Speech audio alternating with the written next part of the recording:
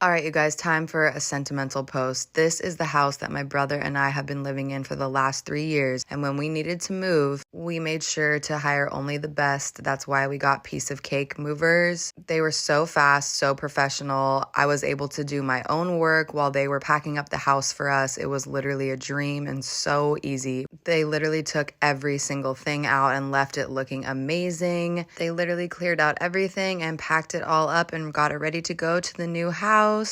This is my first house ever by myself, you guys. I'm so excited. The guys kept coming on in. Clearly, I had enough time to sit there and eat while they were doing all the heavy lifting. I love them so much. This is the final. It's a little bit messy right now. We still have to figure out where everything goes, but it is looking good. I'm so grateful for them literally lugging everything up these stairs, setting up the bathroom, setting up my bedroom. It's so gorgeous. They even unpacked my closet for me. I mean, are you kidding me? Look at this. What a dream. They also helped set up my spare room, which will eventually be the music studio. It's kind of crazy right now, but as you can imagine, it was a ton of heavy lifting and they did the best job. Hopefully I can finish it soon. Last but not least, the backyard. You guys, I can't recommend them enough. This was the best experience ever.